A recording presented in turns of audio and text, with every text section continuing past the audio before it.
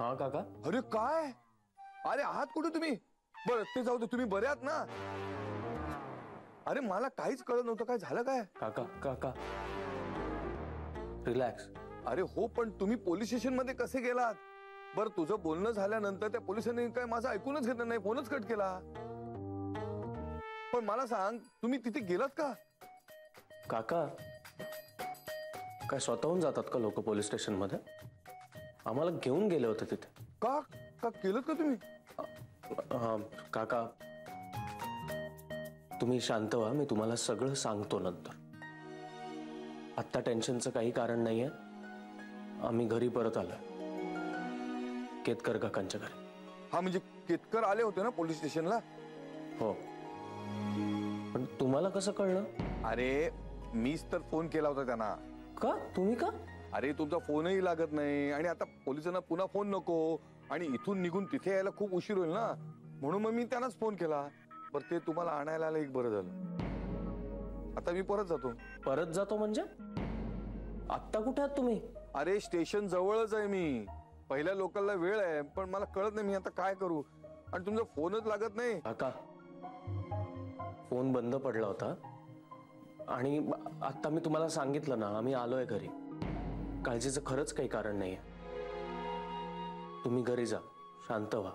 अरे पण एक मला आधी सांग, तुम्हाला पोलिसांनी का पकडलं? काका मी उद्या ऑफिसमध्ये सगळं सांगतो तुम्हाला. सगळं सांगा उद्या. हो, तुम्ही आता घरी जा, काळजी घ्या.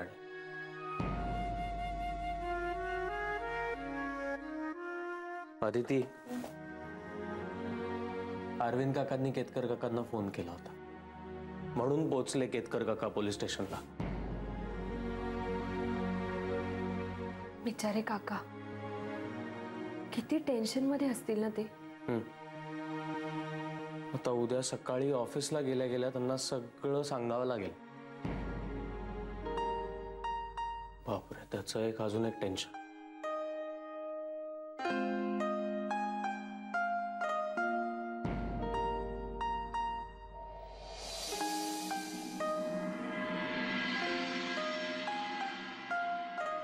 काकू, जय आणि आदिती आल्यावर उकड्यात अचानक पाऊस पडतो ना, तसं वाटून राहिलं ना. हो ना, पण ह्यांनी अट घालून ठेवली ना ग. कोणती अट? एक शब्दही त्या मुलांशी बोलायचा नाही अशी शपथ घालून ठेवली त्यांनी. काकांचं एवढं काय मनावर घेऊन राहिला? अगं पण मुलं समोर दिसत असताना सुद्धा त्यांच्याशी बोलायचं नाही म्हणजे? ती दोघं आली आहेत ना, आता लई बेस झालं बघा. थोडा टाइम जाऊ द्या, समजा व्यवस्थित होऊन राहील. खरंय, वेळ हाच सगळ्या गोष्टींवरचा उपाय.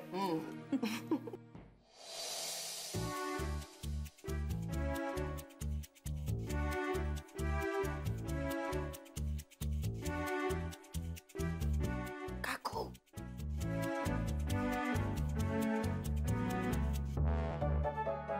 जरा कामात लक्ष दिलं तर पगार देतो, त्याचं वाईट नाही वाटणार. हा, मी काम करते, मला पगार घेताना वाईट वाटत नाही बरं का? ए शकू,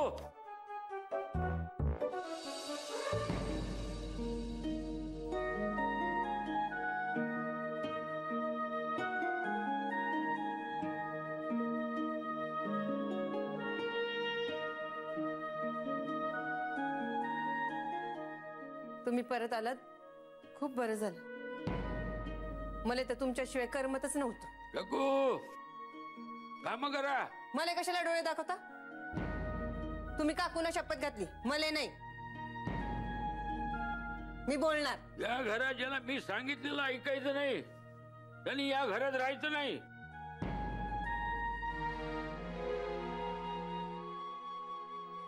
काका हे बरोबर नाही. हा, ते बरोबर आहे की नाही ते सुद्धा मीच ठरवणार.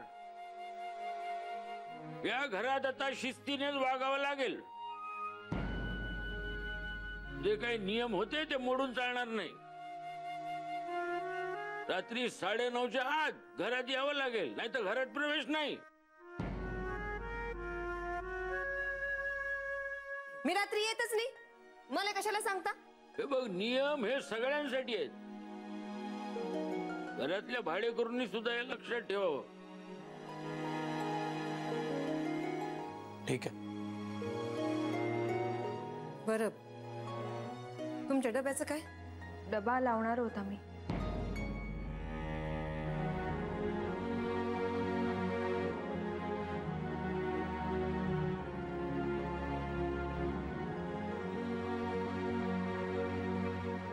काका,